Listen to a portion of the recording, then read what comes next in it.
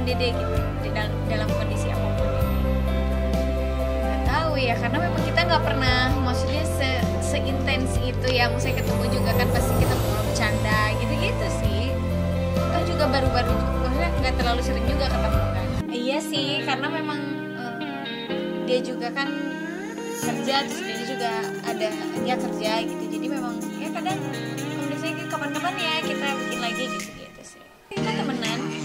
Enggak, kita temenan aja sesuai, maksudnya kita jalani hidup gitu, temenan, kita notabene maksudnya udah pernah ketemu, silaturahmi aja, menjalin silaturahmi.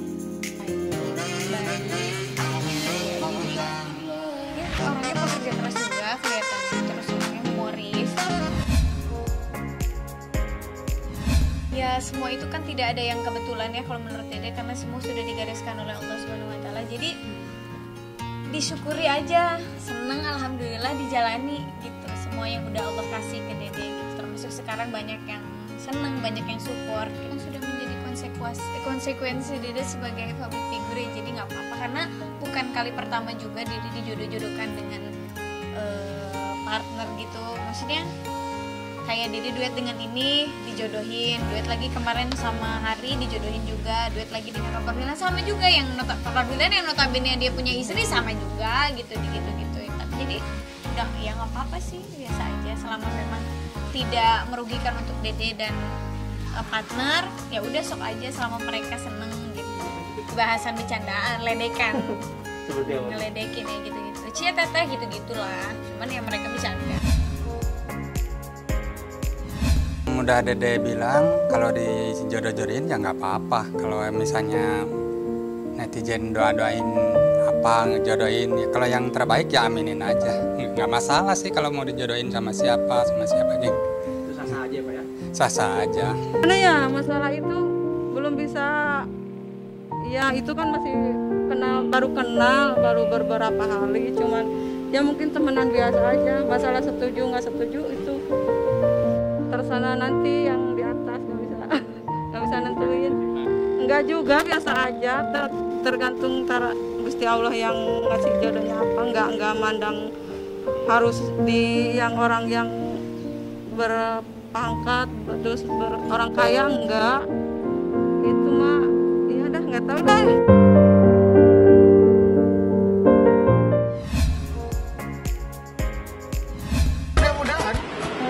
Tapi sudah memang ngomong sama anaknya gimana? Aku baru dengar. Kalau ngomong keseriusannya dia sejauh ini sih aku ngelihatnya ya masih nunggu. Orang tuanya masih di sana, masih belum bisa ke Indonesia. Belum ada, aku belum dengar langsung dari dia. Mungkin ke Aurel udah kali, tapi kan dia sama. Kan hari pentingnya dia, kenapa harus ngerepotin dia? Apa yang menjadi keinginan dia, ini acara dia. Bahwa ini adalah masa depan dia. Dia menentukan satu langkah hidup baru. Ya kita orang tua mensupport apa yang sudah dirancang sama dia, karena memang posisinya harus begitu. Ya doain aja, makanya aku sekarang pokoknya selalu minta doanya aja. Cuman ya kalau lagi begini aku sih gak mau terlalu yang diburu-buru, karena lagi lagi pandemi gini. Takutnya nanti gak maksimal, karena kan pengennya mau bikin acara besar. Gak bisa juga, jadi ya kita doain aja secepatnya insya Allah. Itu kan ya boleh-boleh aja. Sekarang sama Mimi Kade semoga aku juga bisa dekat banget. Dan Aurel juga aku harap semoga nanti dia kapan bisa ketemu sama mama papa aku juga, walaupun di Malaysia, entah apa kita nyusul ke Malaysia atau gimana gitu kan. Kan kalau kata abang memang bener, kalau di Islam kan memang kalau misalnya interest kan harus dari bapak, ya kan? Tapi kan aku anak perempuan, jadi menurut aku ya yang penting dia sudah menyatakan keseriusan dan udah ngomong juga ke pipi juga, buat aku ya it's fine. Sebenarnya kalau kayak ditanya itu sih aku bilang doain aja, karena kan kita nggak tahu ya tanggal berapanya. Yang pasti kita dalam tahap perkenalannya semakin serius dan sama keluarga juga aku pengennya ketemu dulu, soalnya keluargaku belum pulang dari Malaysia. Oh iya. Aku masih lockdown di Malaysia dan di sana ditutup bandaranya, jadi nggak bisa terbang ke sini. Jadi aku bisa-bisanya lewat video call aja. Belum ada info karena pemerintah sana juga lebih ketat juga. Jadi aku berdoa aja sih. Sekarang aku juga udah 5 bulan gak ketemu keluarga, jadi doain aja yang terbaik, semoga keluarga aku juga bisa pulang. Oke? Kan karena memang kalau dia juga masih lockdown di Malaysia, di luar negeri, jadi belum tahu sih kapan bisa pulangnya, atau mungkin kita kesana atau gimana belum tahu. Jadi kita berdoa aja gitu. Ya deket lah, alhamdulillah. Apa walaupun kita sama-sama satu di Jakarta satu di luar, tetap kontak segala macam.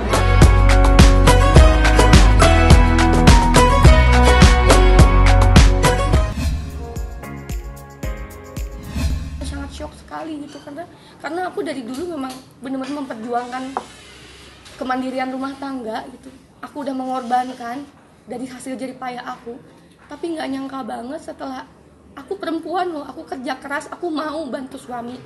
Tapi sekarang jujur aja pas cerai kemarin aku nggak nuntut sama sekali, walaupun aku nggak ditinggalin apapun, tempat tinggal nggak sama sekali, mobil enggak. Saya ikhlas dengan perceraian kemarin, walaupun jujur saya kemarin yang menggugat loh.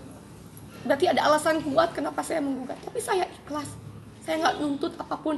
Dan tiba-tiba saya nggak nyangka, saya nggak minta nuntut apapun, saya nggak ditinggalin apapun, sekarang malah mantan suami saya nuntut apa yang sudah saya dapatkan, apa yang sudah saya sudah minta dibagi capai, gitu. sudah minta dibagi. Itu jujur aja ini sangat-sangat menyakitkan sebenarnya. Kecewa, tapi ini bukan hal yang baru buat aku. Sering banget dia melakukan kayak gini. Dia sebenarnya tahu gitu kan, harusnya dia stand sebagai penggugat, dia standby dong, ya kan.